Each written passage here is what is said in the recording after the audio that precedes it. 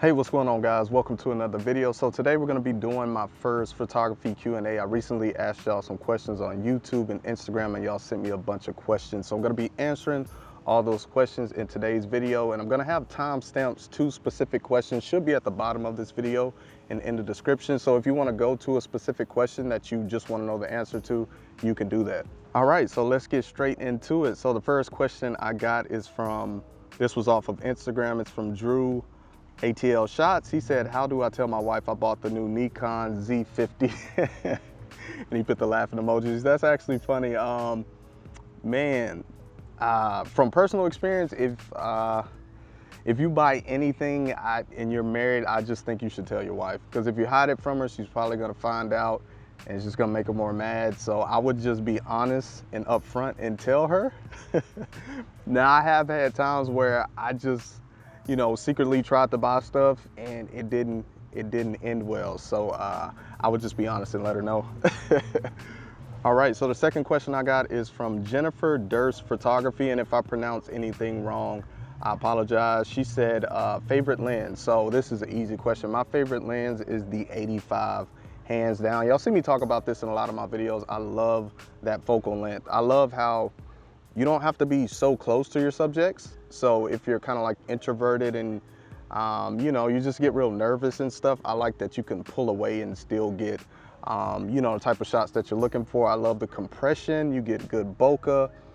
It's a sharp lens. I just feel like it's the perfect focal length. You can shoot everything with the 85. All right, so the next question we got from Sunny Brown Photography. Thanks for shooting me this question, bro. I appreciate all the love and support you show on Instagram and YouTube. He said, how many times do you feel like throwing the towel in when you first started photography? That is a great question. And honestly, I just remember clearly like just this one time where I was very frustrated and I did kind of quit for a little while. It wasn't long, it was maybe like a couple of weeks. I was just really frustrated. Sessions, they weren't going right. I was seeing a lot of other people's work and it was just so good, and I felt like I couldn't get to that level, and it was just very frustrating. And I stopped shooting for a while. My wife, gave me the motivation to get back into it. Like, hey, we chose to start this and we just need to keep pushing and keep learning. And I got right back into it, and I really dedicated my time and myself to just learning the craft and getting really good. And that was like, I just remember clearly like that point, because I was so frustrated and I actually did quit for a little bit. So yeah. All right, so the next question we got from Nina Gleason.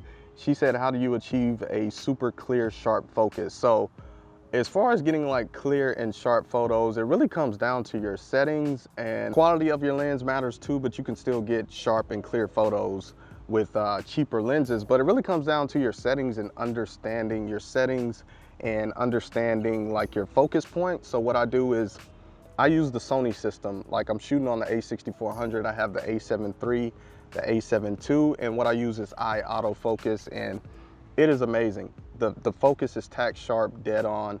I'd say about 95% of the time. And I also move my focus point sometimes if I just feel like I can't rely on the eye autofocus. I'll move my focus point to the eye. So every time I put it on the eye, photos are super clear and sharp. If you're still struggling with that, maybe you have to increase your aperture. So maybe you're shooting at a too wide of an aperture, like a 1.4 or 1.8, and you can't get it in focus and super clear. So increase that to 2.8. Sometimes I have to do that depending on the situation, and making sure that your shutter speed is appropriate for the situation also. So if you have people moving, you're gonna want a faster shutter speed. And if you don't, then your photo may be blurred and not in focus and tack sharp. So that's my best advice for that. All right, so moving over to YouTube, I got some good questions on YouTube. So we got a question from, I think it says It's Solu. If I pronounced that wrong, I am sorry. He said, portrait posing idea. For this, a good thing you could do is just check out Pinterest. If you're just really lost when it comes to posing, I would definitely check out Pinterest and make a board of just poses that you like. And when I shoot, I'm not looking at my phone and bringing out my phone. You don't want to do that during the shoot, but just kind of going through those poses before a session. And I'm not trying to remember them, I'm just kind of remembering cues about those poses and stuff like that. That kind of helps me.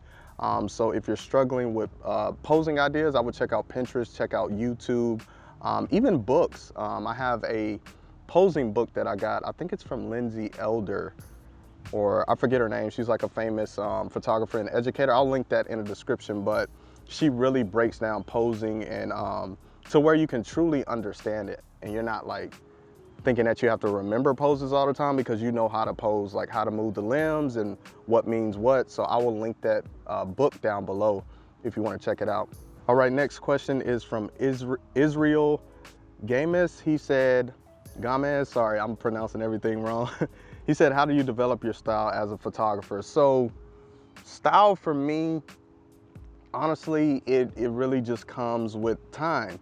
You know, as you shoot more, you see other people's work, you just start to figure out what works for you and what you like. Now, I don't think you should try to copy somebody else. I think it's okay to take inspiration from people and take off, you know, different pieces that you like from other people's photography and incorporate it into your photography and put your own spin on it, because you don't want to copy people. So kind of just taking inspiration from other people, shooting more. You know, time is huge with this, and I feel like that's going to help you develop your style.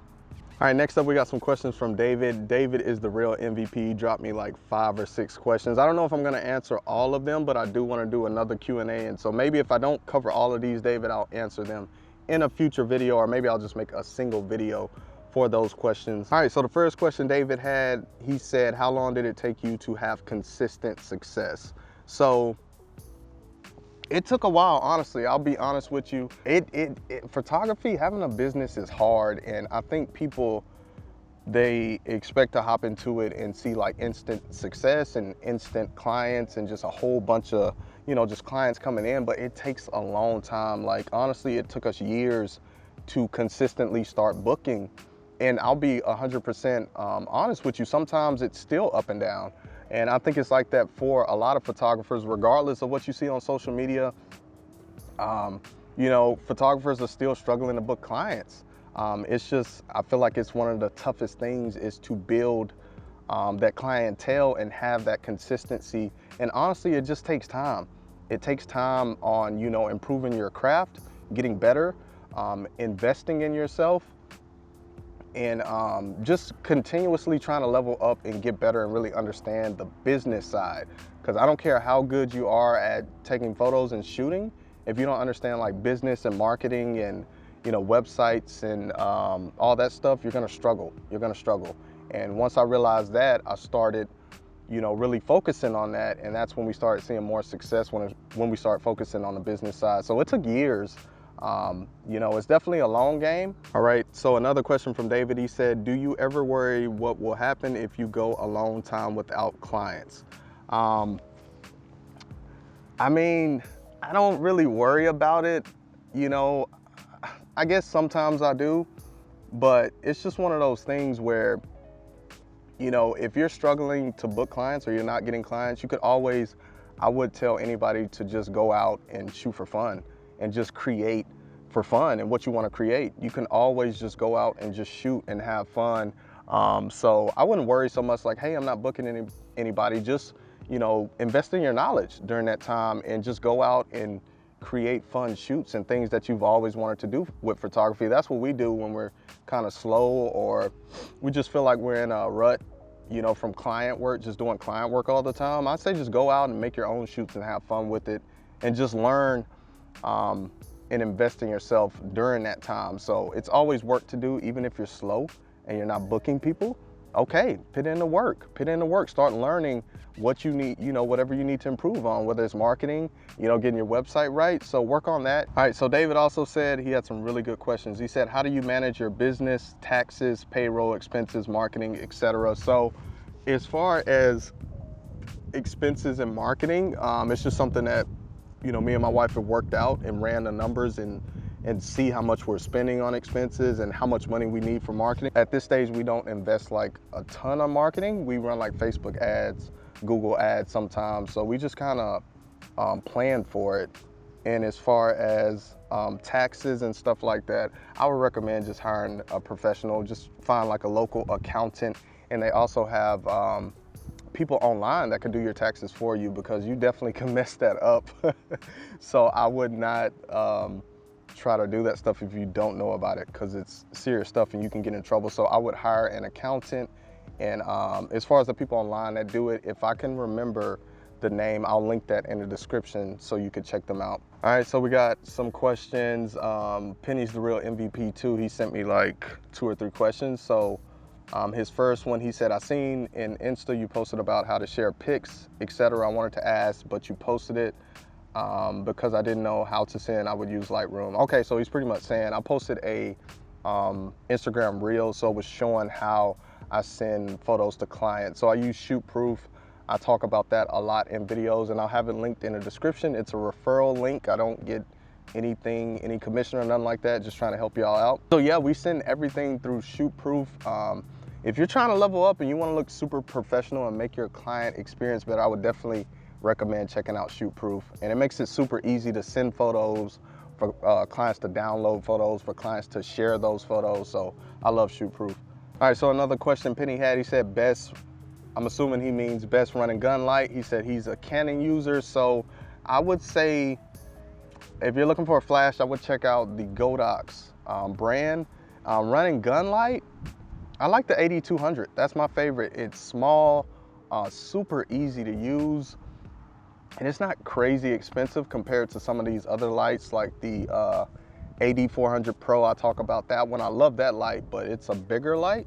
The 8200 is small. You can fit it in your pocket, and it has a lot of power. I used it during events. I use it during events a lot, and I use it for portrait sessions too. So I would say the Godox 8200.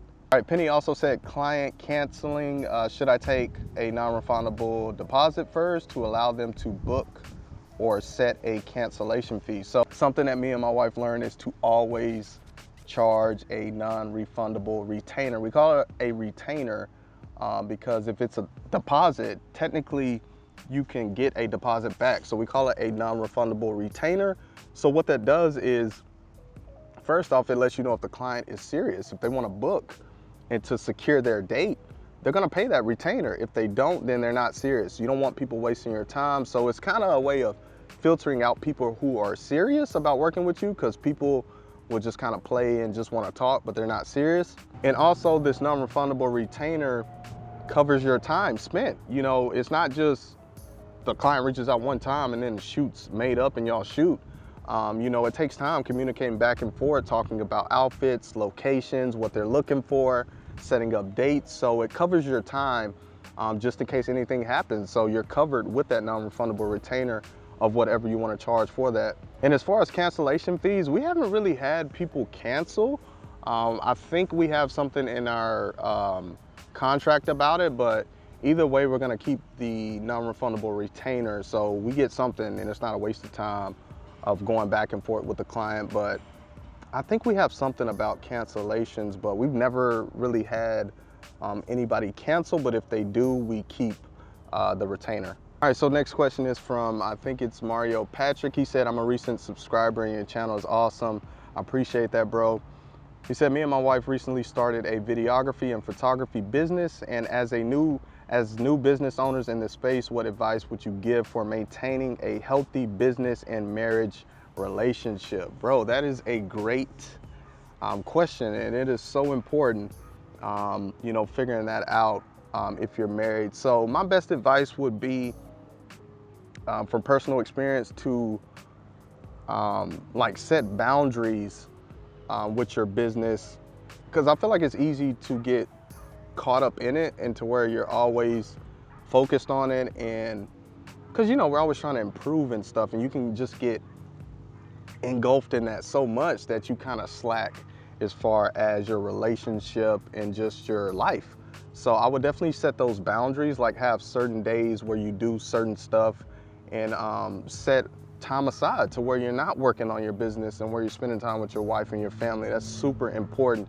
I know some people don't believe in balance, but you need to try your best to kind of have some balance with this stuff. And it's hard because it takes a lot to run a business, and you have to constantly, you know, people feel like you have to constantly post on social media and just be constantly marketing and stuff like that. But you just need to like set time blocks and certain days and kind of schedule out your weeks. You could break it down into weeks or months, and definitely set aside that personal time for you and your wife to just, you know, spend time together and just enjoy each other.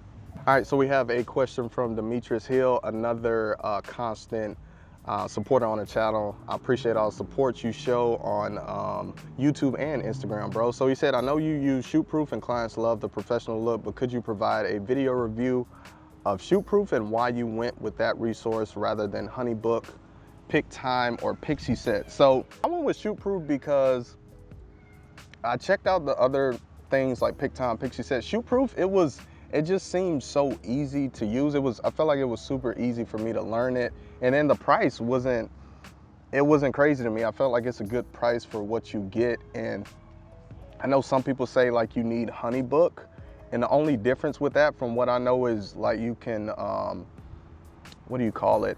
It's like triggers where you could, I guess you can create workflows where you automatically send emails to the client. Like you could send them a engagement guide that prepares them for that session. You could send a questionnaire that you have, and you could have these things go out at a certain time, which helps a lot.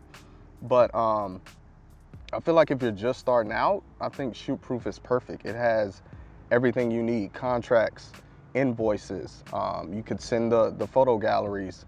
You could do email marketing. You could sell prints and products. I feel like it's an all-in-one software that has everything that you need to run a business. Now, I know some people that have ShootProof and they have HoneyBook. I'm actually thinking about investing in HoneyBook just to for the workflows, but I mean, I think you'll be fine without ShootProof. That's what we've been using, and we've been doing this for years, and had pretty good success with it. So, all right, so that's gonna wrap up this Q&A. Like I said, I appreciate all y'all for sending me these questions. I wanna do more of these in the future. So if you have any questions for my next Q&A, then just drop them in the comments below. If you enjoyed this video, be sure to drop a like, subscribe to the channel. I post new videos every single week. I'll see y'all in my next video. Peace.